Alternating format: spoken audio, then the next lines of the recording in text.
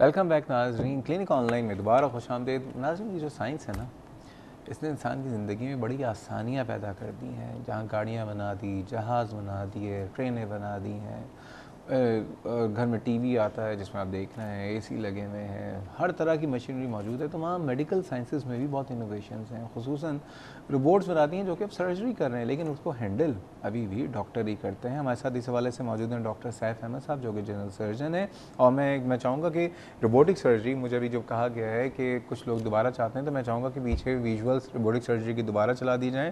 Doctor साहब, ये बताइए, एक मसला ये है कि अब हमारे यहाँ जो है, अब ये कॉन्सेप्ट आ जाएगा कि रोबोटिक सर्जरी रोबोट ने करना है, तो कोई भी डॉक्टर ही सर्जरी कर सकता है या कोई भी इंसान ही सर्जरी कर सकता है क्या? नहीं नहीं, ये एक आम में कंसेप्ट है लोगों का, लेकिन ऐसा नहीं है। इसके लिए ज़रूरी है कि वो सर्जन हो और ट्रेंड हो रोबोटिक उस सिस्टम पे। मतलब सिर्फ सर्जन भी नहीं, हाँ, रोबोटिक सर्जरी में भी ट्रेनिंग ली है। रोबोटिक सर्जरी में भी उसकी कितने ट्रेनिंग दिन की ट्रेनिंग होती है ये डिफरेंट है। मतलब मिनिमम एटलीस्ट ये है कि उसकी जो है कम से कम 1 मंथ की तो ट्रेनिंग होनी चाहिए। यानी अगर वो गायनेकोलॉजिस्ट ऑब्स्टेट्रिशियन है तो वो ट्रेनिंग ले, वो फिर गायनी के लिए ट्रेनिंग लेगी। अगर यूरोलॉजिस्ट है तो वो फिर अलग ट्रेनिंग ले, जनरल सर्जन है तो अलग ट्रेनिंग ले, हर स्पेशलिटी के लिए वो अलग अलग ट्रेनिंग।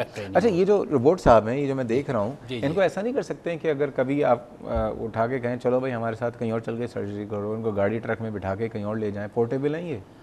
पोर्टेबल इस लिहाज से नहीं है कि आप बैग में बंद करके ले जा सकें, आपको बाकायदा उसके लिए ट्रक चाहिए होगा। तो आप एक तो कर सकते हैं कि एक थिएटर से दूसरे थिएटर में ले जाके उसको रीलोकेट करें, मतलब लेकिन ऐसा मुमकिन नहीं है कि फोल्डिंग बैग की तरह आप कहीं ले नहीं, मतलब कल को आप अगर रेवेन्यू जमा करना हो तो एक आइडिया, इसको किराए पे नहीं चला सकते? ऐसा तो मुश्किल है, चूँकि जैसे लेप्रोस्कोप को तो ये करते हैं कि इस थिएटर से उस थिएटर ले गए, उस थिएटर से, लेकिन वो पोर्टेबल है। ये इस वक्त ऐसा नहीं है, पोर्टेबल नहीं है। मे बी के इन फ्यूचर डाविंची कंपनी जो है ऐसी रोबोट निकाल ले जो फोल्डिंग हो, लेकिन इस वक्त ये इस तरह की नहीं है। इसलिए अच्छे खासी बड़े बड़े कार्टन्स इसके आए थे और वो फिर अब इसको असेंबल करना होता होगा। जी, बाकायदा स्वीडन से 2 इंजीनियर आए थे जिन्होंने आके स्टे किया था। 2 दिन उनको लगा था इसको असेंबल करने में वहाँ पे। डॉक्टर साहब, ये बताइए कि एक चीज़, हमारे सिंध गवर्नमेंट हॉस्पिटल के अंदर जो टर्शियरी केयर हॉस्पिटल में सिविल हॉस्पिटल भी है, why have they chosen Qatar hospital? Qatar अस्पताल को क्यों चूज़ किया ये तो ज़ाहिर आला अरबाब इख्तियारी बता सकते हैं, लेकिन ये है कि कतर अस्पताल की परफॉर्मेंस को भी देखते हुए उन्होंने मद्देनज़र रखा होगा। क्योंकि हमारे यहाँ मतलब ये है कि कितनी आबादी को केटर कर रहा है कतर अस्पताल जो है इस वक्त 2.5 मिलियन तकरीबन औरंगी, 2.5 से 3 मिलियन औरंगी की आबादी है। 30 लाख। हाँ, तो उसको ये कवर कर रहा है। और चूँकि ये कि पेरिफेरल रिमोट एरिया में, इसलिए लोगों को इसके बारे में ज़्यादा पता नहीं है। ये तकरीबन 400 बिस्तर का अस्पताल है और इस वक्त सिविल जिना के बाद अगर आप कहें पब्लिक सेक्टर में तो it is one of the best hospital. इसमें कि तकरीबन सारी फैसिलिटीज़ हैं और सबसे बड़ी बात यह है कि बिल्कुल फ्री ऑफ कॉस्ट हर चीज़ इलाज होता है। मरीज़ साहब कोई पैसा नहीं ले रहे। इंडोर में पेशेंट जो दाखिल होता है या सर्जरी होती है या किसी चीज़ में, उसको 100% फ्री। अच्छा, ये बताइए, किसी मरीज़ को जब कहते हैं कि आपकी सर्जरी जो है होगी, वॉटेवर जो भी आप सर्जरी करें, लेकिन रोबोट करेगा, डरता नहीं है वो शुरू में? बिल्कुल डरता था। शुरू में जब हमने कहा कि जी वो रोबोट से करेंगे तो वो मरीज़ भाग गए, बाकायदा भाग गए। जी, भाग गए छोड़ के। मुझे भी गए ना, मैं भी भाग जाता। उन्होंने कहा कि यार मशीन पे डाल देंगे, ये पता नहीं क्या होगा। तो फिर हमने ये किया कि हमारा जो लेप्रोस्कोपिक सिस्टम था वो भी हमने उसी नई बिल्डिंग, पुरानी बिल्डिंग से नई बिल्डिंग में जहाँ रोबोट था वहाँ उसको रिलोकेट किया। और हमने मरीज से ये कहा कि भाई बिल्कुल ये इसी तरह का है और रोबोट नहीं करेगा, आप ये समझें कि आपकी जैसे लेप्रोस्कोपिक सर्जरी होती है उसी तरह होगी। तो उनको फिर हमने वीडियोस भी दिखाए, मरीज को पहले बताते हैं आप? जी बिल्कुल बताते हैं, बिल्कुल कंसेंट लेते हैं मरीज से। हम ढक्की मतलब अंधेरे में रख के नहीं कि बिल्कुल सवाल ही नहीं, क्योंकि हमारे यहाँ पर वो है, वो इस तरह का सिस्टम है कि मरीज़ के अटेंडेंट भी देख सकते हैं, मरीज़ भी खुद देखता है, तो आप ढके छुपे में तो कर ही नहीं सकते। तो क्या तरीके से बाद में क्या उसका रिएक्शन? शुरू में लास्ट ईयर हमारे यहाँ ये सितंबर में शुरू हुआ था। ये उस वक्त की बात आपको बता रहा था कि जब मरीज़ कई भाग भी गए थे बिस्तर पे से, लेकिन उसके बाद ग्रेजुअली जब उन्होंने देखा कि ये हो रहा है काम, तो फिर मरीज़ों का कॉन्फिडेंस बिल्डअप होता गया। उनका रिस्पॉन्स क्या था बाद में?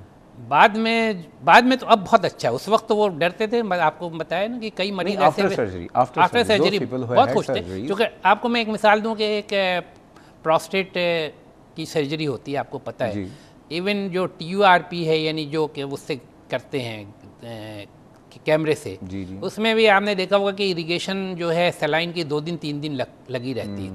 आपको हैरत होगी कि हमने जो वहाँ पे प्रोस्टेटेक्टमी की रेट्रोपीबिक, उसमें इरिगेशन की ज़रूरत ही नहीं पड़ी। अच्छा जी, इतना एक्यूरेट हेमोस्टेसिस था, यानी उसमें ब्लीडिंग इतनी कम थी, ना होने के चांसेस थे कि इरिगेशन की ज़रूरत ही नहीं पड़ी।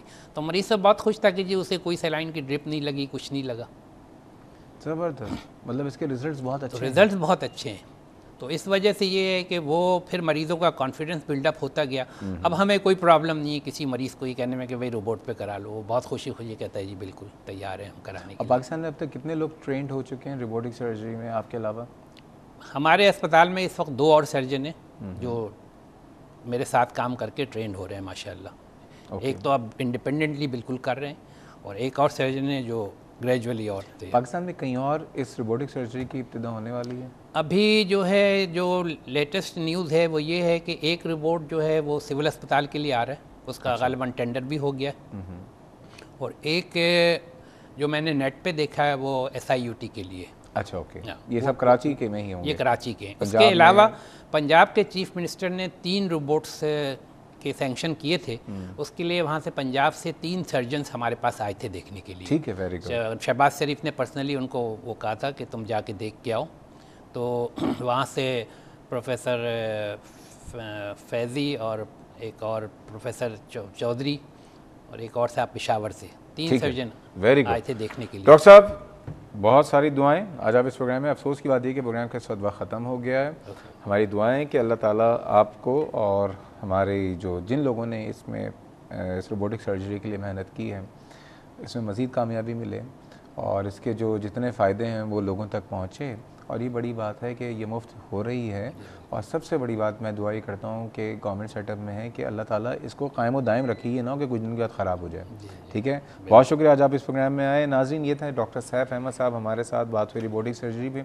कुछ हमने नए इनोवेशंस जो हम ये भी चाह रहे थे कि वो भी आप लोगों को पता चलें। हम बीमारियों की जो बात करते हैं, कल के लिए मैं एक बात ही कहूँगा कि कल पूरी दुनिया में सेहत का आलमी दिन मनाया जा रहा है।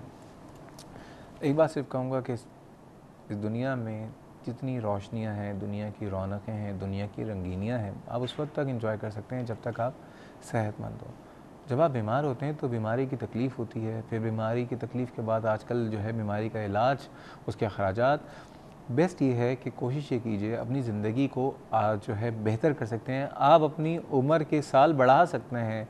अगर आप बीमार ना हो तो बहुत सारी चीज़ें आपकी काम करती रहेंगी। जिस तरह से आप अपनी गाड़ियों को, अपने घरों को मेंटेन करते हैं, अपनी जिस्म को, अपनी सेहत को भी मेंटेन करें, ये हम सब पे फ़र्ज़ भी है। इस प्रोग्राम के कोई फीडबैक या सजेशन हो तो आप मुझे ईमेल कर सकते हैं cliniconline@health-tv.tv या फेसबुक पे जाकर क्लिनिक ऑनलाइन के पेज पे आप अपने सवालात और डिमांड से मुआवजा कर सकते हैं। कल क्योंकि वर्ल्ड हेल्थ डे है तो कल आपसे दोबारा मुलाकात करूँगा। तब तक के लिए अल्लाह हाफ़िज़।